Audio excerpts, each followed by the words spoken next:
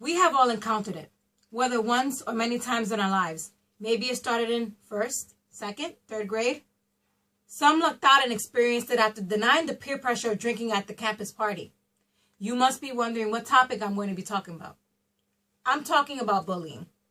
In my own words, bullying is the victimizing of an individual to bring one down to feel better about oneself. It has become so common, we accept it as part of our everyday lives. But why should we? Why do we allow it? Does it truly make you stronger? Or do you feel it ripping you apart as you endure it every day? If your answer is yes, you have already become a victim. One of the best quotes I've ever heard was, if you are neutral in situations of injustice, you've chosen the side of the oppressor. This is quoted by Desmond Tutu. Unfortunately, this is true. I see too many people that are getting bullied and pushed around for things. Too often, people stand by and do nothing. And I think this is time to make a change. Statistics show that 28% of our children are being bullied. 15% of students decide every morning not to show up for school out of fear of being bullied. And 10% feel that if they switch schools, it will alleviate them from the pressures of bullying. Bullying has become so widespread. And due to our technological boom, we have a new form of bullying. And it is called cyberbullying. Cyberbullying has given the oppressor an invisible mask to hide behind their actions, giving them newfound strengths to carry out their words and actions with more malicious intent.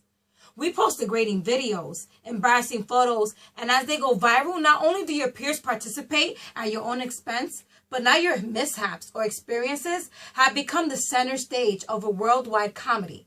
At times, the abuse is never ending.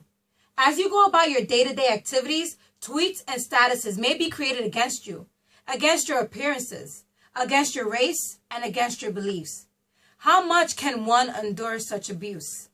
According to the statistics given by the Megan Muir Foundation, 71.9% report being cyberbullying once or twice in the school year. 19.6% reported once or twice a month.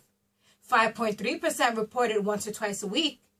And 3.1% reported almost every day. Can you believe that?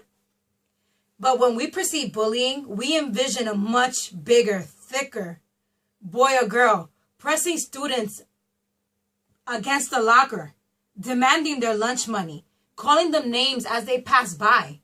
If you have preyed to the theatrical hype, I'm here to inform you that you are no longer living in the 21st century of information technology. Bullies now come in all shapes and sizes.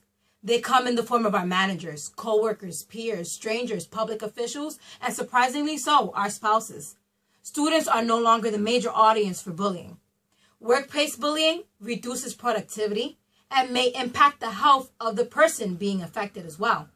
It is an abusive conduct that unfortunately is not yet illegal in the United States of America and may be hard to detect due to the retaliation it may cause if so reported. If you thought students were afraid of speaking on the terrors of bullying, well, I truly urge you to think twice.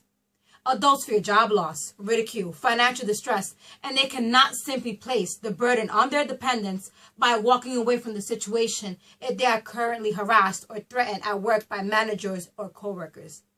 A New York Times article has stated that 60% of workplace bullying is commenced by men towards women, but there may be more cases due to the unwillingness to report. But why should we continue to live our lives in fear?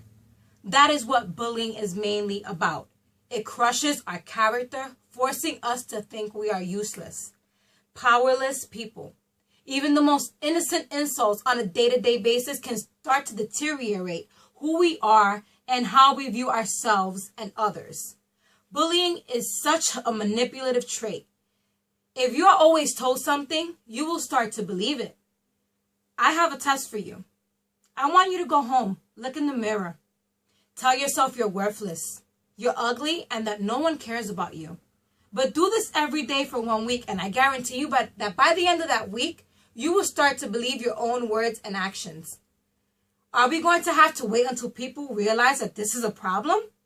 We need to support being different and teach others to understand that bullying is wrong. That just saying something mean can develop into so much more. Everyone needs to encourage kids to do what they love. We as adults need to model how to treat others with kindness as well, even in the workplace.